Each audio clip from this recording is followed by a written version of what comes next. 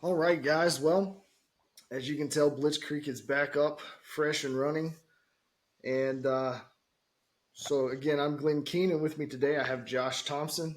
How are you? I'm good, Glenn. How's it going? It's going well. And the one thing we've started up new and fresh this season is we're going to try to do some coaches' interviews, and we are extremely excited, being Tazewell guys, to have with us today Coach Padgett. How are you, Coach? I'm doing well. Thanks for having me, guys. Yes, sir. We're just glad to have you on. So let's go ahead and get started with some questions because we know you're a busy man. You've got some driver's ed to get ready for. Oh, yes, sir. Don't remind me.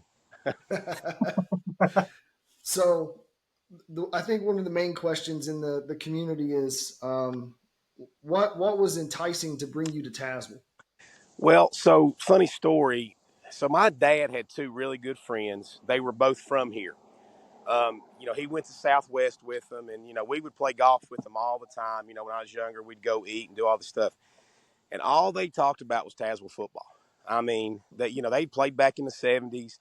They thought, they loved the '86 team, and they just talked about like like the town and all this support and stuff. So 20 years ago, when I first started, I always told my dad, I said, if I ever get a chance to get that job, I said, I'm going to do it. So when it became posted, he calls me and he said, here's your chance. So I just jumped on it. So that's basically how. Well, I'm glad that we have you over here, and there's some excitement to have you here. Good.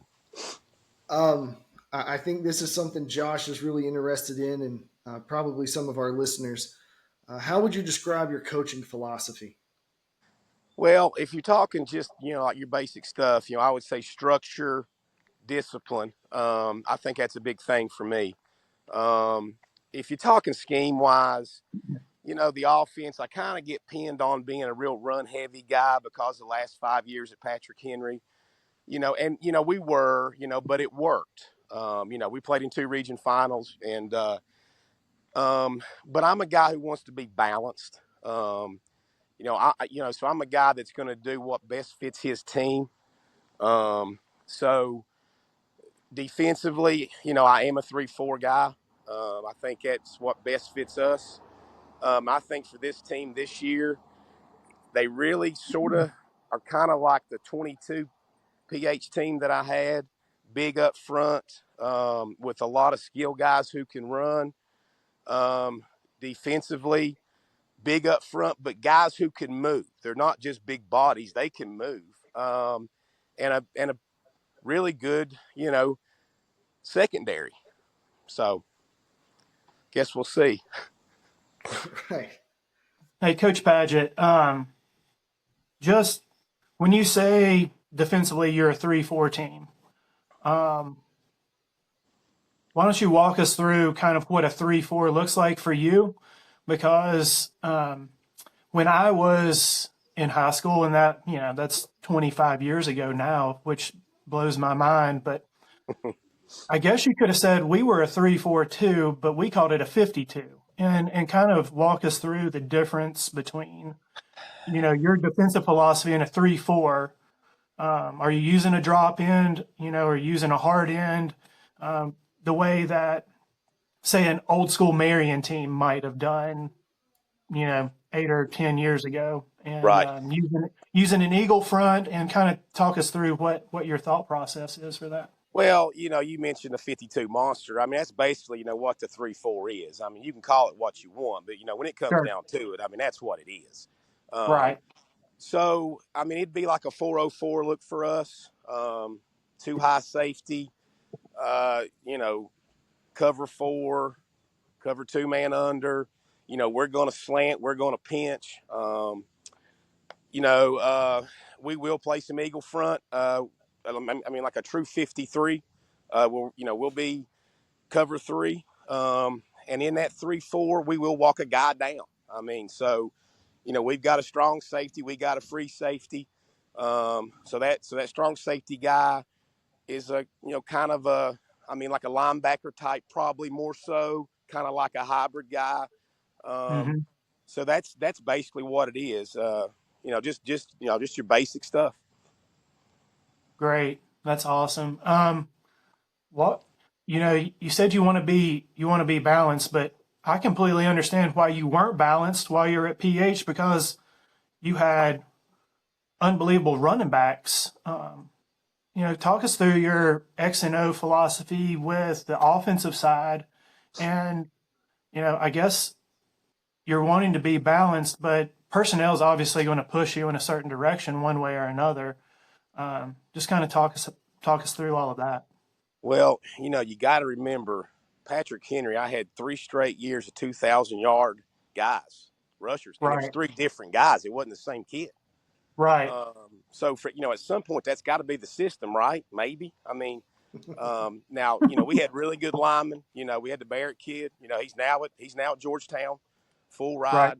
ride. We really the last 2 years we averaged about 290 up front. That's huge in single A. Had always had really good tight ends who could block and they could catch. So we were shotgun double wing. It was a Tim Murphy system. But Right. when I was at St. Paul, we were spread. When I went Hmm. to Fort, when I went to Fort, Right. we were spread basically. So, it's like I said earlier, I sort of get pinned with this run guy. But, I've had kids throw for 2,000 yards, so do I think what I did at Patrick Henry best fits us here?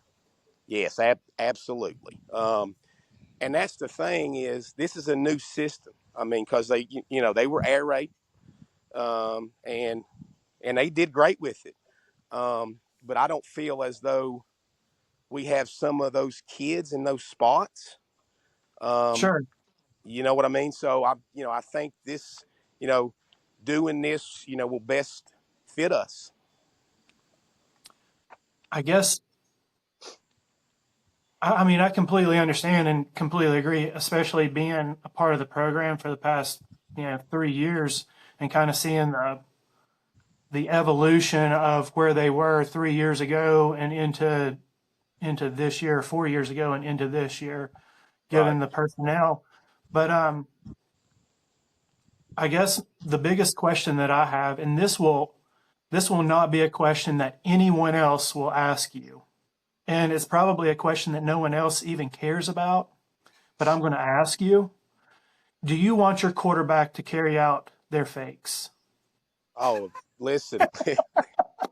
Because Hey, because as a former quarterback that has run and coached wing tee, gun tee, flex right. bone quarterbacks like Zach Kell at Chilhowie. Oh, it was great. Um, Yes. Carrying out your fakes is so important in the run game, and being fundamentally sound as a quarterback in the run game is so important, especially if you don't have to block 2 people. You've already got more people at the point of attack because the Yeah. quarterback is carrying 2 other people with them just by carrying out their fakes. So Listen. please tell Well, me, let me coach. say this. Okay, let me say this. One good fake, one good fake, is worth 2 good blocks. So Absolutely. absolutely in this system, because everything we do sets up some stuff like, with the pass There's a game. So yes, we have preached that since June. there's a play within a play. There's a Yes, we're exactly. It's a running we're system. running It's a this play system. and it should look exactly like that play. Yes, it's a system. Yes. Oh, thank Yes. you. Yeah. Yeah. All right, Coach. So some easy questions, I'm guessing. Uh, what do you look for in a successful player beyond talent? The first thing that I'm going to look for, does he work? Is he willing to work? Because you can't teach that. You know what I mean? Right. Does he have heart? Does he listen? Those are big things. Because, and, over my 20 years, like coach kids that really talented, but they didn't want to work, you know. So I guess just saying, hey, will you work? Do you show up on time? Do you show up every day? Things like that. Good I deal. mean, those are the kinds of things that young impressionable men need to know Exactly. and need to understand that if you can show up on time, loyally, every day, you've beaten 90% of the people out there. Exactly. And if you can be in the top 10%, it's a whole lot easier to get to that top 1%. Absolutely. Absolutely. Absolutely. That's great. So what are your expectations in year one? I don't think we're gonna sit here and say a 10-0 season, things like that. But what are your expectations? Well, I've sort of told these kids, we're taking this thing day by day, okay, week by week. We're not looking ahead to nobody. Um, so I guess just to see how they, you know, just keep getting better. It's still a new system, guys. You got to remember. That's right. So to see how they develop with that, and put the best football team on the field. Week to week. And I think if you can do that, I think you'll always, could win. So Um, that's all we can ask for. I mean, you want hardworking men, and you're just looking day to day. So from there, if you hit a lull in the season, how are you going to keep those kids motivated? well, you got to win. I mean, that's always easier. You know what I mean? Because Right. I've coached teams that weren't very good, and it does get hard if you're 0-5 during a year. You got to find things, because they don't want to come back and work and grind and do all that. So we just got to win. But I think our kids, we got a great group of seniors, and they do a good job of keeping our kids going. So I don't think that'll be a problem. So in high school sports, sometimes no matter if it's Tazewell, Richlands, Chilhowie, Patrick Henry, Wise, whatever, sometimes you can call them Philadelphia Eagle fans. Sometimes they're there and they're supporting real hard when they're winning, and then there's a couple of seasons it's not like that, and the stands are empty. So how important is community support for your team? Well, that was one of the real draws to here, because it's been great. And it's a football crazy place, and but yes, it's very. I mean, that's very important. To try to get them involved. And here I think it's a little easier than maybe the other schools that I'd been at, because you walk in one of these shops or something and they're just talking to you about football, and you don't get that. I guess Chilhowie was a lot like that, Josh. You know that. I mean, that town fed off Sure. that school, and you would see signs up everywhere, and it's the same thing here. So yeah, I mean, it's big. What role do parents play in the success of a high school football team? I think parents sometimes get a bad rap. Um, but I'll say this about these parents here. They have been great, man. I mean, anything I want, need, they get it. And, I think it's important, but I think it's also important for parents to understand their kid's role. You know what I mean? Um, and, if they can do that, then, we should be fine. So, And the main thing is, I mean, you're dedicated, you're hardworking, and you just want to teach these kids some life lessons. Not all these kids are going to make it to college to play athletically, and maybe get two in your entire career in this small Southwest that might sniff the NFL. Um, so if these parents feed off of what you're teaching, they should be a lot of great young men come out of your program. yes, absolutely. Absolutely. All right, I got two questions for you, and then there's one last question we'll ask that we end our podcast with all the time. But if you weren't coaching high school football, what would you be doing? Oh, man. Well, so I love golf. I would probably be working at a golf course down in Hilton Head, which is my favorite place on earth. That's my end game, actually, guys. So, Oh man, I love some golf down in Hilton Head. One of the most beautiful courses I've ever seen in my life and played on was in Hilton Head. It was called Spring Island, and it's Yeah. yeah, unbelievable place. Yeah. And actually, I got to play on it for free because the superintendent was a turf grass management graduate from the University of Tennessee. Wow. Wow. You lucky dog. Oh, that's awesome. Absolutely. Yeah. So outside of high school, if you could coach any team at any level, what's your dream job? Hmm. Probably, and this is gonna be painful to say, okay? Probably the Kansas City Chiefs, and I'm a Bengals fan now, die hard.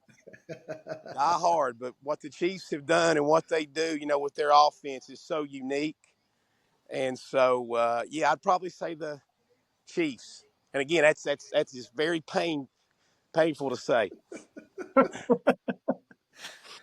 Oh man, being a Dolphin fan, I couldn't imagine saying I'm going somewhere else other Oh, I than would the never Dolphins. coach the Dolphins ever. Oh no, coach, come on now. I might coach the Dolphins just because I get to live in Miami. That's true. That is true. That's a good Though, point. although Kansas City has great barbecue. That is true. That is true. And now that Josh brought that up, if you sniffed any of our podcast and finished it at the end of our podcast, because we talk about every game in the Southwest and Mountain Seven, we even talked about some of your Patrick Henry games the past 2 years. It can be Tazewell, it can be anywhere. Where's your favorite place to eat? Favorite place to eat? Yes, sir. All right. So down in Abingdon on Main Street, right across from the courthouse, there's a place called White Birch. Love That White is Bird. my favorite place on earth to eat. They've got great food, so like I'll give them a shout out here. It's a great place to go. It's all like farm raised stuff, local, and they have juices and stuff. But that is my favorite place to eat.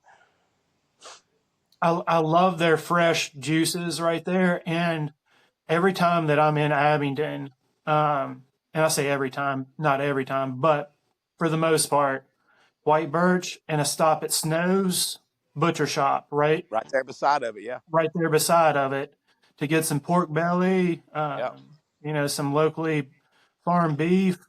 It's perfect. Yes, it is. All right, Josh, you got anything else?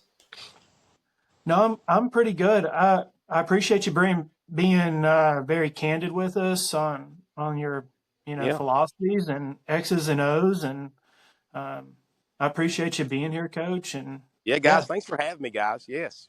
Anytime. looking forward to the season and looking forward to following the dogs. Good deal. Yes, Go sir. Dogs. Thank you, sir. We appreciate you so much. Go Dogs. Go Dogs. Thanks, guys. Bye. Bye. See you.